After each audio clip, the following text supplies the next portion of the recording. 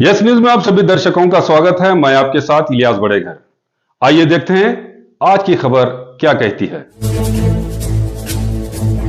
राज्य सरकार के ವಿದ್ಯಾರ್ಥಿಗಳಿಗೆ ನ್ಯಾಯ ಮಾಡಿದ ಕಾಂಗ್ರೆಸ್ ಸರ್ಕಾರಕ್ಕೆ ವಿದ್ಯಾರ್ಥಿಗಳಿಗೆ ನ್ಯಾಯ ಮಾಡಿದ ಕಾಂಗ್ರೆಸ್ ಸರ್ಕಾರಕ್ಕೆ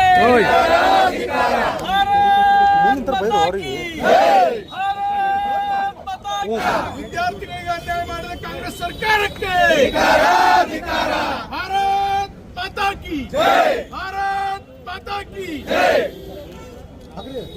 असमर्थ गृह मंत्रिगे असमर्थ गृह मंत्रिगे ಕೊಡಲೇಬೇಕು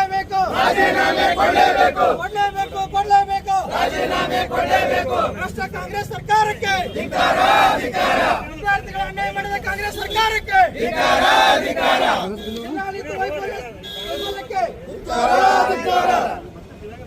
बोलो भारत माता की भारतीय जनता पक्ष के भ्रष्ट कांग्रेस सरकार के बोलो भारत माता की मಕ್ಕಳ ಕನಸಿನ ಜೊತೆ ಆಡಳಿತ ಸರ್ಕಾರಕ್ಕೆ ಏಡಿಗಟ್ಟೆ ಸರ್ಕಾರಕ್ಕೆ ಮಕ್ಕಳ ಜೀವನ ಜೊತೆ ಆಡಿರುವ ಸರ್ಕಾರಕ್ಕೆ ಜಿಲ್ಲಾ ಉಸ್ತುವಾರಿ ಅವರಿಗೆ ಜಿಲ್ಲಾ ಉಸ್ತುವಾರಿ ಅವರಿಗೆ ಕೊಡ್ಲೇಬೇಕು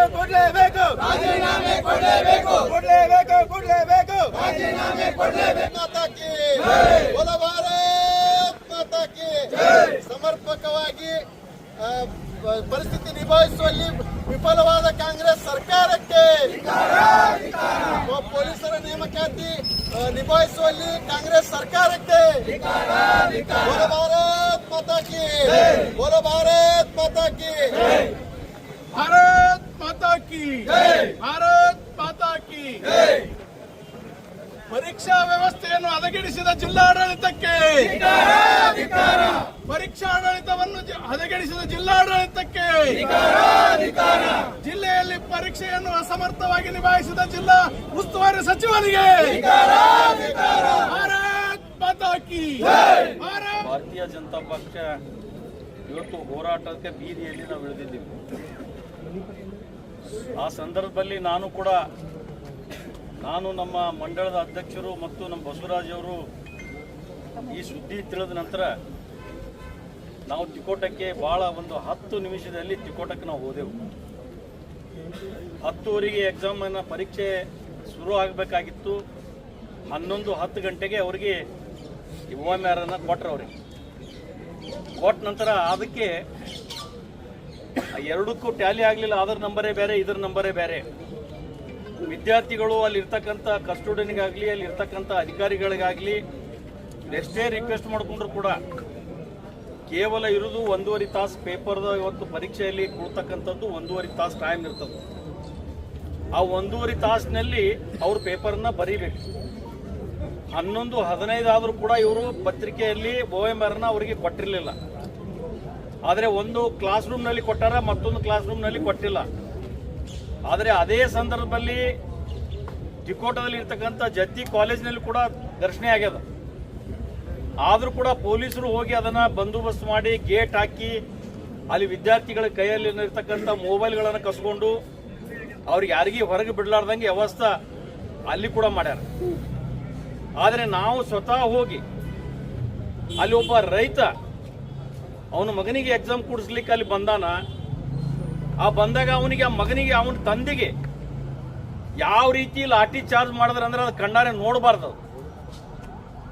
ಅವನಿಗೆ ಲಾಠಿ ಚಾರ್ಜ್ ಮಾಡಿ ಆ ಮುದುಕ ಅಳ್ಕೊತ ಹೋಯ್ತದು ಮಗನ್ ಬಿಟ್ಟು. ಅಲ್ಲಿ ಇರ್ತಕ್ಕಂಥ ಹೊಲದಲ್ಲಿ ಎಲ್ಲ ತಿರುವೇಡಿ ಪೊಲೀಸರು ಹೊಡೆದ್ರು. ಅಂಥದ್ದು ಏನು ತಪ್ಪು ಮಾಡ್ಯಾರ ಅದನ್ನ. ನೀವು ಎಕ್ಸಾಮ್ದಲ್ಲಿ ಇರ್ತಕ್ಕಂಥ ನಮ್ಮ ಅಧಿಕಾರಿಗಳಿಗೆ ನಾನು ಒಂದು ವಿನಂತಿ ಮಾಡ್ತೀನಿ. ನೀವು ಸ್ವತಃ ಹೋಗಿ ಅವ್ರ ಕ್ಲಾಸ್ ರೂಮ್ನಲ್ಲಿ ಕುತ್ಕೊಂಡು ಅವ್ರ ಜೊತೆ ನೀವು ಚರ್ಚೆ ಮಾಡಿ ಅವ್ರಿಗೆ ತಿಳುವಳಿಕೆ ನೀವು ಹೇಳ್ಬೋದಾಗಿತ್ತಲ್ಲ. ನೀವು ಅದನ್ನು ಹೇಳಿಲ್ಲ. ಪರೀಕ್ಷೆ ಅವ್ರ ಟೈಮ್ ಇರೋದು ಎಷ್ಟು? 1.5 ತಾಸು. 11:10 ಶುರು ಆದ್ರೆ 11:10 ತನಕ ನೀವು ಯಾರೂ ಅಲ್ಲಿ ಬಂದಿಲ್ಲ. ಎಲ್ಲ ವಿದ್ಯಾರ್ಥಿಗಳು ನಲ್ಲಿದ್ದ ಕ್ಲಾಸ್ ರೂಮ್ ಬಿಟ್ಟು ಹೊರಗಡೆ ಓಡಿ ಬಂದ್ರು. ಯಾರ ಕಡೆ OMR ಇತ್ತು ಅವರು ಅದನ್ನು ತಗೊಂಡು ಎಲ್ಲರೂ ಓಡಾಡಿ ಬಂದ್ರು. ಯಾಕ್ರಿ ಇದು ಒಂದು ಕೊಟ್ಟರು ಒಂದು ಕೊಡ್ಲಿಲ್ಲ, ನಮಗೆ ಅನ್ಯಾಯ ಆಗ್ಯದ ಅಂತ ಹೇಳಿ ಅಧಿಕಾರಿಗಳಿಗೆ ಕೇಳಕ್ ಹೋದ್ರ ಯಾರು ಕ್ಯಾರೆ ಇರಲಿಲ್ಲ, ಯಾರು ಹತ್ಕೊಳ್ಳಿಲ್ಲ. ಆದ್ರೆ ಇವತ್ತು ನಾವು ಅದು ಸುದ್ದಿ ತಿಳಿದ ನಂತರ ಅಲ್ಲಿರ್ತಕ್ಕಂಥ ಪೊಲೀಸ್ ಇಲಾಖೆಯವರಿಗೆ ನಾವು ಇಷ್ಟೊಂದು ವಿನಂತಿ ಮಾಡ್ಕೊಂಡೆವು. ನೀವೇನೋ ಒಂದು 10 ನಿಮಿಷ ನೀವು ಸುಮ್ ಕೊಡ್ರಿ, 10 ನಿಮಿಷದಲ್ಲಿ ನಾವು ಎಲ್ಲ ವಿದ್ಯಾರ್ಥಿಗಳನ್ನ ಕರೆಸಿ ಅದನ್ನ ಸರಿಪಡಿಸ್ತಕ್ಕಂಥ ವ್ಯವಸ್ಥೆ ನೀವು ಮಾಡ್ರಿ, ಅವ್ರು ನಾವೆಲ್ಲ ಕೆಳಗಡೆ ಕುತ್ಕೊಂಡು ನಿಮ್ಗೆ ಕೇಳ್ತೀವಿ, ಯಾರೂ ದಾಂಧಲಿ ಮಾಡಂಗಿಲ್ಲ ಅಂತ ನಾವು ಎಷ್ಟೇ ವಿನಂತಿ ಮಾಡ್ಕೊಂಡ್ರು ಕೂಡ ಯಾವ ರೀತಿ ಹೊಡೆದ್ರಪ್ಪ ಅಂತಂದ್ರೆ ನನ್ನ ಕಣ್ಣು ಮುಂದೆ ಅವ್ರಿಗೆಲ್ಲ ಹೊಡೆದು ಓಡಿಸಿದ್ರು. ಯಾರಿಗೆ ನಮ್ಮ ಜೊತೆ ಇದ್ದವ್ರಿಗೆ ಕರ್ಕೊಂಡೋಗಿ ಗಾಡಿಯಾಗ ಹೋಗಿ ಸರ್ಕಲ್ದಾಗ ಬಿಟ್ರು, ಯಾರಿಗೆ ಕರ್ಕೊಂಡೋಗಿ ನಿಡಗುಂದಾಗ ಬಿಟ್ರು, ಯಾರಿಗೆ ಕರ್ಕೊಂಡೋಗಿ ಸೋಲಾಪುರ ರೋಡ್ನಲ್ಲಿ ಬಿಟ್ರು. ಇದು ಯಾವ ರೀತಿ ಇದು ಮಾಡೋ ಉದ್ದೇಶ ಏನು? ಬೇಕಲ್ಲ, ಅದಕ್ಕೆ ಒಂದು ಏನಾರ ಕಾರಣ ಬೇಕಲ್ಲ. ಇವತ್ತು ನಾನು ಸತತವಾಗಿ 2 ವರ್ಷಗಳಿಂದ ಯಾರು ಕಾನ್ಸ್ಟೇಬಲ್ ಪೊಲೀಸ್ ಇಲಾಖೆಗೆ ಸೇರ್ಪಡೆ ಆಗ್ಬೇಕಂತೇಳಿ ಬೆಳಗ್ಗೆ 5 ಗಂಟೆಯಿಂದ 4:15ದಿಂದ 5 ಗಂಟೆ 6:30 ತನಕ ಇವತ್ತು ನಮ್ಮ ಜಮಖಂಡಿ ರೋಡ್ನಲ್ಲಿ ನೋಡ್ಲಿ, ಸೋಲಾಪುರ ನೋಡ್ಲಿ, ಅವರೆಲ್ಲ ತಮ್ಮ ಫಿಸಿಕಲ್ ಫಿಟ್ನೆಸ್ ಮಾಡಿಕೊಂಡು ಆ ಪರೀಕ್ಷೆಯಲ್ಲಿ ಇವತ್ತು 10 ರೂಪಾಯಿ 7 ರೂಪಾಯಿಗೆ ಒಂದೊಂದು ಪ್ಲೇಟ್ ಅಲ್ಲಿ ರೈಸ್ ತಿಂದು ಜೀವನ ಮಾಡ್ತಕ್ಕಂಥ ವಿದ್ಯಾರ್ಥಿಗಳ ಕಣ್ಣಾರೆ ನೋಡಿದ್ರೆ ನಿಮ್ಗೆ ಗೊತ್ತಾಗ್ತದೆ. ಅದನ್ನ ಅಂಥ ಪರಿಸ್ಥಿತಿಯಲ್ಲಿ ಇವತ್ತು ಎಲ್ಲಿ ಧಾರವಾಡದಿಂದ ಬಂದವರು, ಬಿಜಾಪುರದಿಂದ, ಜಿಲ್ಲೆ ಪ್ರತಿಯೊಂದು ಹಳ್ಳಿಯಿಂದ ಬಂದವರು, ಗುಲ್ಬರ್ಗಾದಿಂದ ಬಂದವರು, ಒಬ್ಬಕ್ಕೆ ಹೆಣ್ಣು ಮಗಳು ತಾಯಿ, ಆ ಹೆಣ್ಣು ಮಗಳಿಗೆ ಆಕಿನ ಕೈಯಿಂದ ಎಲ್ಲ ಬ್ಯಾಗ್ ಕಸ್ಕೊಂಡಾರ. ಆ ಹೆಣ್ಣು ಮಗಳಿಗೆ ಒಂದು ಏಟ್ ಬಿದ್ದು ಆ ಹೆಣ್ಮಗಳು ಅಳ್ಕೋತಾಣ, ನಾನು ಏನ್ ಮಾಡ್ರಿ, ನನ್ನ ಬ್ಯಾಗ್ ಹೋಗ್ಯದ, ನಂದೆಲ್ಲ ಹೋಗ್ಯದ ಅಂತ ಹೇಳಿ ಆ ಹೆಣ್ಮಗಳು ಕಣ್ಣೀರ್ ತರ್ತಾಳ. ಇಂಥ ಪರಿಸ್ಥಿತಿಯಲ್ಲಿ ನಾವು ಇದೀವಿ. ಇವರು ಮತ್ತೆ ಕಾಂಗ್ರೆಸ್ನವರು ಇವತ್ತು ಜಿಲ್ಲಾ ಅಧ್ಯಕ್ಷರು ಒಂದು ಪ್ರೆಸ್ ಮೀಟ್ ಕೊಟ್ಟರೆ ಆಗಲೇ ನಾನು ಸುದ್ದಿ ತಿಳಿದು ಬಂತು. ತಾನೇ ತನ್ನ ತಪ್ಪನ್ನು ಒಪ್ಕೊಂಡಿದ್ದಾನೆ. ಯಾರು ಕಾಂಗ್ರೆಸ್ ಪಕ್ಷದ ಜಿಲ್ಲಾ ಅಧ್ಯಕ್ಷ ತನ್ನ ತಪ್ಪನ್ನು ಒಪ್ಕೊಂಡ ನಂತರ ಇದಕ್ಕೆ ಒತ್ತೋರು ಇವ್ರು ಕೊಡ್ತಾರೆ, ಒಂದು ಪತ್ರಿಕೆ ಏನು ಕೊಡ್ತಾರೆ, ಯಾರು ನಿರ್ದೇಶಕರು, ಕಾರ್ಯನಿರ್ವಾಹಕ ನಿರ್ದೇಶಕರು, ನಾವು ಯಾವುದೋ ತಪ್ಪು ಮಾಡಿಲ್ಲ, ಇದನ್ನ ತಪ್ಪು ಸರಿ ಇದೆ ಅಂತಕ್ಕಂತನ ತಾವು ಒಪ್ಕೋತಾರ. ಇದನ್ನು ಪ್ರೂಫ್ ಇದೆ ನನ್ನ ಹತ್ರ. ಆದ್ರೆ ಕಾಂಗ್ರೆಸ್ ಪಕ್ಷದ ಅಧ್ಯಕ್ಷ ಏನ್ ಹೇಳ್ತಾನೆ, ನಾವು ತಪ್ಪು ಮಾಡಿದೀವಿ, ನಮ್ದು ವಿಳಂಬ ಆಗ್ಯದ ಅಂತ ಹೇಳಿ ತನ್ನ ಬಾಯಿಲೆ ತಾನು ಹೇಳ್ತಾನೆ. ಮತ್ತೊಂದು ಮಾತು ಏನ್ ಹೇಳ್ತಾರಪ್ಪ ಅಂತಂದ್ರೆ, ಇಲ್ಲಿ ಎಲ್ಲರೂ ಬಿಜೆಪಿ ಅವರು ಅಲ್ಲಿ ರಾಜಕಾರಣ ಮಾಡಕ್ ಬಂದ್ರು, ರಾಜಕೀಯ ಮಾಡಕ್ ಬಂದ್ರು. ಏ ಪುಣ್ಯಾತ್ಮ, ನಿನ್ನ ತಾಟ್ನಾಗ ದೊಡ್ಡ ದೊಡ್ಡ ಕತ್ತಿ ಬಿದ್ದವ, ನೀನ್ ನೋಡ್ಕೋ ಮೊದಲು. ನೀವು ದಿಲ್ಲಿಯಲ್ಲಿ ಇರ್ತಕ್ಕಂಥ ಜಂತರ್ ಮಂತರಲ್ಲಿ ನೀವೇನ್ ಮಾಡಿದ್ರಿ?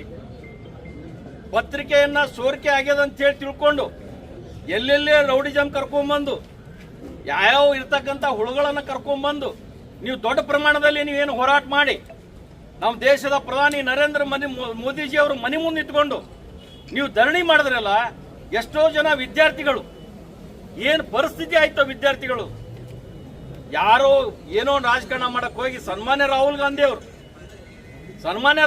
ಅವರು ಏನ್ ಮಾಡಿದ್ರು? ಈಗ ನೀವೇನ್ ರಾಜಕಾರಣ ಮಾಡಕ್ ಹೋಗಿದ್ರು ಅಥವಾ ಸಂತಾನ ಹೇಳಕ್ ಹೋಗಿದ್ರು? ನಾವು ನಮ್ಮ ವಿದ್ಯಾರ್ಥಿಗಳಿಗೆ ಅನ್ಯಾಯ ಆಗ್ಬಾರ್ದು, ವಿದ್ಯಾರ್ಥಿಗಳಿಗೆ ನ್ಯಾಯ ಕೊಡಿಸ್ಬೇಕು, ಮರು ಪರೀಕ್ಷೆಗೆ ಅವ್ರಿಗೆ ಆದೇಶ ಮಾಡಬೇಕು ಅಂತ ಹೇಳಿ ನಾವು ಸಂಬಂಧಪಟ್ಟ ಅಧಿಕಾರಿಗಳಿಗೆ ನಾವು ವಿನಂತಿ ಮಾಡ್ಕೊಳಕ್ ಹೋಗಿದ್ದೆವು. ನಾವು ರಾಜಕಾರಣ ಮಾಡಕ್ ಹೋಗಿಲ್ಲ. ನಾವು ರಾಜಕಾರಣ ಇಂಥ ಹೇಳಿಗಳ ಸಂದರ್ಭದಲ್ಲಿ ನಾವು ರಾಜಕಾರಣ ಮಾಡಂಗಿಲ್ಲ. ಯಾರು ಕಾಂಗ್ರೆಸ್ನವರು ಇವತ್ತು ಯಾವ ಉಸ್ತುವಾರಿ ಮಂತ್ರಿ ಅದಾರ, ಇವತ್ತು ಅವ್ರ ಕ್ಷೇತ್ರನಾಗೆ ಆಗ್ಯದ. ಇವತ್ತು ಬಬಲೇಶ್ವರ ವಿಧಾನಸಭಾ ಕ್ಷೇತ್ರನಲ್ಲೇ ಆಗ್ಯದ. ಯಾರು ಬಂದು ಕೇಳಿದ್ರು, ಯಾರು ಒಂದು ಸ್ಟೇಟ್ಮೆಂಟ್ ಕೊಟ್ಟರು, ಹೋಗಿ ಎಲ್ಲರೂ ಸೌಮ್ಯವಾಗಿ ನಿಂತಂತವ್ರು, ಎಲ್ಲ ವಿದ್ಯಾರ್ಥಿಗಳು ಕೆಳಗೆ ಕೂತಿದ್ರು. ಪೊಲೀಸರು ಒಮ್ಮೆ ಬಂದು ಎತ್ತೆತ್ತಿ ಒಯ್ದು ಅವ್ರ ಗಾಡಿಯಾಗ ಹೋಗುದು, ಯಾರಿಗೆ ಹೋಗಿ ಹೊಲದಾಗ ತಿರುಗಾಡಿ ಲಾಠಿ ಚಾರ್ಜ್ ಮಾಡೋದು. ಇದು ಅಂತದ್ರಿ, ಇದು ನಾವು ಸಿನಿಮಾದಾಗ ನೋಡ್ತಿದ್ದೆವು. ಇದು ಕರೆ ಇವತ್ತು ನಮ್ಮ ಚಿಕ್ಕೋಟದಲ್ಲೇ ಆಯ್ತು. ನಂದು ಇಷ್ಟೇ ಆಗ್ರಹ ಅದ, ನೀವು ಎಲ್ಲರೂ ಕೂಡಿ ನಮ್ಮ ಜಿಲ್ಲೆ ಉಸ್ತುವಾರಿ ಮಂತ್ರಿಗಳಿಗೆ ನಾನು ವಿನಂತಿ ಮಾಡ್ತೀನಿ. ಪುಣ್ಯಾತ್ಮ, ನಿನ್ನ ಕ್ಷೇತ್ರದಾಗ ಆಗ್ಯಾವ, ನಿನ್ನ ತಾಟ್ನಾಗ ದೊಡ್ಡ ದೊಡ್ಡ ಕತ್ತಿ ಬಿದ್ದಾವ, ಮೊದಲು ನೀ ರಾಜೀನಾಮೆ ಕೊಡು. ಇಲ್ಲ ಅಂದ್ರೆ ನೀವು ವಿದ್ಯಾರ್ಥಿಗಳಿಗೆ, ನಾವು ಜಿಲ್ಲಾಧಿಕಾರಿಗಳಿಗೆ ನಾವು ವಿನಂತಿ ಮಾಡ್ಕೋತೀನಿ. ಎಷ್ಟು ವಿದ್ಯಾರ್ಥಿಗಳು ಇವತ್ತು ಎಷ್ಟು ಪರೀಕ್ಷೆ ಕೂತಿಲ್ಲ, ಅವ್ರಿಗೆ ಒಳ್ಳೆ ಮರು ಪರೀಕ್ಷೆಗೆ ಆದೇಶ ಮಾಡಿ ಕೊಡ್ಬೇಕಂತೇಳಿ ನಂದು ಈ ವಿನಂತಿ ಅದ. ಇಲ್ಲ ಅಂದ್ರೆ ಇದು ಹೋರಾಟ ಇಲ್ಲಿಗೆ ನಿಲ್ಲಂಗಿಲ್ಲ. ನಾವು ರಾಜಕಾರಣ ಮಾಡಕ್ ಬಂದಿಲ್ಲ, ವಿದ್ಯಾರ್ಥಿಗಳಿಗೆ ಅನ್ಯಾಯ ಆಗಿದ್ದನ್ನ ಸರಿಪಡಿಸ್ಲಿಕ್ಕೆ ನಾವು ಬಂದಿದ್ದೀವಿ. ಇವತ್ತು ನಮ್ಮನ್ನ ನೀವು ಅರೆಸ್ಟ್ ಮಾಡಿ ಒಳಗೆ ಹೋಗಿರಿ, ನಾವೇನು ಅದಕ್ಕೇನು ಹೆಂಚಂಗಿಲ್ಲ. ಯಾವ ವಿದ್ಯಾರ್ಥಿಗೆ ಅನ್ಯಾಯ ಆಗ್ಯದ, ಯಾವ ಮಹಿಳೆಗೆ ಅನ್ಯಾಯ ಆಗ್ಯದ, ಯಾವ ತಾಯಿಗೆ ನೀವು ಹೊಡೆದಿದ್ದೀರಿ, ಇದು ನಿಮ್ಮ ಆತ್ಮಲೋಕನ ಮಾಡ್ಕೋರಿ ಅಂತ ಹೇಳಿ ನಾನು ವೇದಿಕೆ ಮುಖಾಂತರ ಇವತ್ತು ನಿಮ್ಮ ಮಾಧ್ಯಮದ ಮುಖಾಂತರ ನಾನು ಹೇಳಿಕೆ ನಾನು ಬಯಸ್ತೀನಿ. ಆದ್ರೆ ಇಂಥ ಘೋರ ಅನ್ಯಾಯ ಇವತ್ತೇನು ಕಾಂಗ್ರೆಸ್ ಪಕ್ಷ ಸರ್ಕಾರ ಯಾವ ರೀತಿ ನಡೆದದ ಇಡೀ ಜಗತ್ತೇ ನೋಡ್ಲಿಕ್ಕತ್ತದ. ಜಗತ್ತೇ ನೋಡ್ಲಿಕ್ಕತ್ತವ. ನಾವು ಇವತ್ತೇನು KPCC ಒಳಗೆ ಏನಾಯ್ತು, ಅವಾಗ ಯಾಕೆ ನೀವು ಮಾಡಲಿಲ್ಲ? SC/ST ಒಳಗೆ ಹಗರಣ ಆಯ್ತು, ಅದನ್ನ ಯಾಕೆ ಮಾಡಲಿಲ್ಲ? ನೀವು ಏನು ನಿಮ್ಮ ಎಲ್ಲನೂ ಮುಚ್ಕೊಂಡ್ರಿ. ಒಂದು ತಿಂಗಳದು ಮಹಿಳೆಯರಿಗೆ ಹಾಕ್ತಕ್ಕಂಥ 5,000 ಕೋಟಿ ನಮ್ಮ ಶಾಸಕರು ಒಬ್ಬರು ಹೌಸಿನಲ್ಲಿ ಎತ್ತಿದ್ರು ಕೂಡ ಅದ್ರ ಬಗ್ಗೆ ನೀವು ಕ್ರಮ ತಕ್ಕೊಂಡ್ರಿ. ಇವೆಲ್ಲ ನಿಮ್ಗೆಲ್ಲ ಮುಚ್ಕೊಂಡು ಇಟ್ಕೊಡ್ತೀರಿ.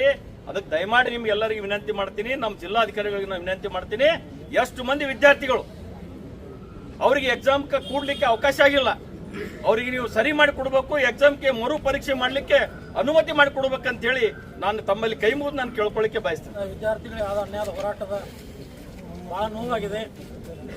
ಇವತ್ತು ಪ್ರಶ್ನೆ ಪತ್ರಿಕೆ ಸೋರಿಕೆ ಬಗ್ಗೆ ರಾಜ್ಯ ಕಾಂಗ್ರೆಸ್ ಸರ್ಕಾರ ಯಾವುದೂ ಉತ್ತರ ಕೊಡ್ತಾ ಇಲ್ಲ.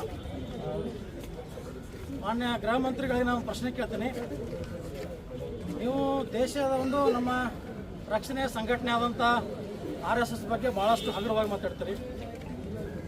ಇವತ್ತು ವಿದ್ಯಾರ್ಥಿಗಳ ಅನ್ಯಾಯದ ಬಗ್ಗೆ ಯಾಕೆ ಮಾತಾಡ್ತಾ ಇಲ್ಲ ನೀವು? ಮಾನ್ಯ ಪ್ರಿಯಾಂಕಾ ಖರ್ಗೆ ಅವರು ಕೂಡಲೇ ರಾಜೀನಾಮೆ ಕೊಡಬೇಕಂತ ನಾನು ಭಾಳ ಖಂಡಿಸ್ತೀನಿ ಇವತ್ತು. ಅದೇ ರೀತಿ ಮಾನ್ಯ ಜಿಲ್ಲಾ ಉಸ್ತುವಾರಿ ಸಚಿವಗಳು ತಮ್ಮದೇ ಕ್ಷೇತ್ರದಲ್ಲಿ ಆದಂಥ ಅನ್ಯಾಯ, ವಿದ್ಯಾರ್ಥಿಗಳಾದ ಅನ್ಯಾಯ ಬಗ್ಗೆ ತಾವು ಯಾವುದೋ ಒಂದು ಚಕಾರ ಶಬ್ದ ಎತ್ತುತ್ತಿಲ್ಲ. ತಾವು ಜಿಲ್ಲೆ ಉಸ್ತುವಾರಿ ಸಚಿವರಿಗಾಗಿ ತಮ್ಮ ಮತಕ್ಷೇತ್ರದಲ್ಲಿ ಆದ ಅನ್ಯಾಯನೇ ತಾವು ಬಹಳ ಅಸಮರ್ಥ ಸಚಿವರಂತ ನಾನು ಈ ಸಂದರ್ಭದಲ್ಲಿ ಹೇಳಕ್ ಬಯಸ್ತೇನೆ. ತಮ್ಮ ಕ್ಷೇತ್ರದ ಬಗ್ಗೆ ತಾವು ನೋಡ್ಕೋತಾ ಇಲ್ಲ, ಇನ್ನು ಬೇರೆ ಮತಕ್ಷೇತ್ರ ಏನು ನೋಡ್ಕೋತೀರಿ ನೀವು? ಅಸಮರ್ಥರ ಜಿಲ್ಲಾ ಉಸ್ತುವಾರಿ ಸಚಿವರು ನೀವು.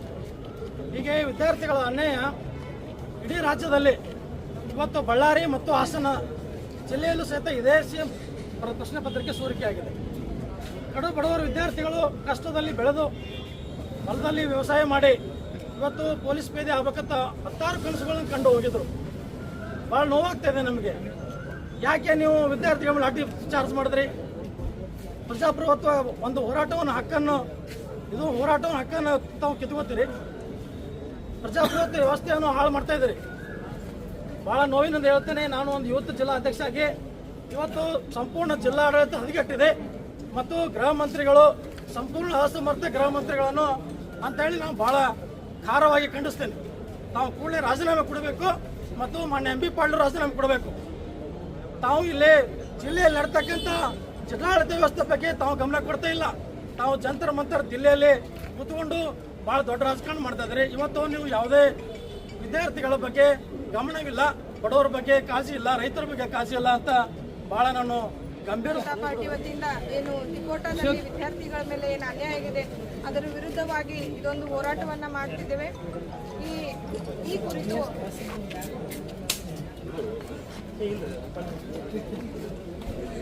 ಈ ಒಂದು ಹೋರಾಟದ ಕುರಿತು ನಿಟ್ಟಿನಲ್ಲಿ ಏನು ಅನ್ಯಾಯ ಆಗಿದೆ ಆ ವಿದ್ಯಾರ್ಥಿಗಳಿಗೆ ಸೂಕ್ತ ನ್ಯಾಯವನ್ನು ಒದಗಿಸಿಕೊಡ್ಬೇಕಾಗಿ ನಾನು ಜಿಲ್ಲಾಡಳಿತಕ್ಕೆ ಮತ್ತು ನಮ್ಮ ಸ್ಥಳೀಯ ಏನು ಸಚಿವರದಾರ ಅವರಿಗೂ ಕೂಡ ಇದೊಂದು ಮನವಿ ಮಾಡ್ತಿದ್ದೀವಿ. ತಕ್ಷಣವೇ ಆ ವಿದ್ಯಾರ್ಥಿಗಳಿಗೆ ತಕ್ಕ ಒಂದು ನ್ಯಾಯವನ್ನು ಒದಗಿಸಿಕೊಡ್ಬೇಕು, ಮರುಪರೀಕ್ಷೆಯನ್ನು ನಡೆಸಬೇಕಂತ ಹೇಳಿ ನಾನು ಈ ಸಂದರ್ಭದಲ್ಲಿ ಹೇಳಿಕ್ಕೆ ಬಯಸ್ತೀನಿ. ಈ ಮರುಪರೀಕ್ಷೆ ಮಾಡಿ ಆ ವಿದ್ಯಾರ್ಥಿಗಳಿಗೆ ನ್ಯಾಯ ಒದಗಿಸಿ ಕೊಡಲಿ. ಏನೇ ಇವರೆಲ್ಲ ವಿಫಲರಾದ್ರಂದ್ರೆ ಮುಂದಿನ ದಿನಮಾನದಲ್ಲಿ ನಮ್ಮ ಗೌಡ್ರು ಹೇಳ್ದಂಗೆ ನಾವು ಉಗ್ರವಾದ ಹೋರಾಟವನ್ನ ವಿದ್ಯಾರ್ಥಿಯ ಪರವಾಗಿ ಹಮ್ಮಿಕೊಳ್ತೀವಿ ಅಂತ ಕೇಳಿಲ್ಲ. ನನ್ನ ಕಣ್ಣು ಮುಂದೆ ಎಲ್ಲ ವಿದ್ಯಾರ್ಥಿಗಳಿಗೆ ಹೊಡೆದು ಅವ್ರ ಗಾಡಿಯಾಗ ಎತ್ತು ಹಾಕಿ ನನ್ನ ಜೋಡಿ ಇದ್ದವ್ರನ್ನ ಎತ್ತು ಹೊಡೋದು, ನನಗೊಬ್ಬನಿಗೆ ಬಿಟ್ಟರೆ ನನಗೆ ಯಾಕೆ ಬಿಟ್ಟರು ಗೊತ್ತಾಗಲಿಲ್ಲ. ನನ್ನ ಒಯ್ದ್ರೆ ನಾನು ಹೋಗ್ತಿದ್ದೆ. ಈ ವಿದ್ಯಾರ್ಥಿಗಳಿಗೆ ಇಷ್ಟೊಂದು ತಿಕೋಟಲ್ಲಿ ಇರ್ತಕ್ಕಂಥ ಏನು BLD ಸಂಸ್ಥೆ ಜತ್ತಿ ಕಾಲೇಜ್ ಅದ ಅಲ್ಲಿ ಆಗ್ಯದ, ಆಮೇಲೆ ಇಲ್ಲಿ ಶಾರದಾ ಸ್ಕೂಲ್ನಲ್ಲಿ ಆಗ್ಯದ. ನಮ್ಮದು ಇಷ್ಟೇ ವಿನಂತಿ ಅದ, ಏನು ಎಕ್ಸಾಮ್ ಕೂಡ್ಲಾರ್ದು ವಿದ್ಯಾರ್ಥಿಗಳು ಹೊರಗಿನವ್ರು ಬಂದಾರ, ಧಾರವಾಡ ಜಿಲ್ಲೆದವ್ರು ಬಂದಾರ, ಗುಲ್ಬರ್ಗದವ್ರು ಬಂದಾರ, ಭಾಳ ಕಡು ಬಡವರು ಅದಾರ. ಅವ್ರೇನೋ ಕಾನ್ಸ್ಟೇಬಲ್ ಆಗ್ಬೇಕಂತ ಹೇಳಿ ಒಂದು ಆಸೆ ಇಟ್ಕೊಂಡು ಅವ್ರು ಬಂದು ಎಕ್ಸಾಮ್ದಲ್ಲಿ ಅವ್ರು ಕೊಡಲಿಕ್ಕೆ ಎಷ್ಟು ಮಂದಿ ಕುಂತಿಲ್ಲ. ಅದು ಮರುಪರೀಕ್ಷೆ ಮಾಡಬೇಕು. ನಮ್ದು ಇಷ್ಟೇ ವಿನಂತಿ ಅದ, ಆ ವಿದ್ಯಾರ್ಥಿಗಳಿಗೆ ನ್ಯಾಯ ಕೊಡಿಸ್ಬೇಕಂತ ನಮ್ದೆಲ್ಲರದ್ದು ವಿನಂತಿ.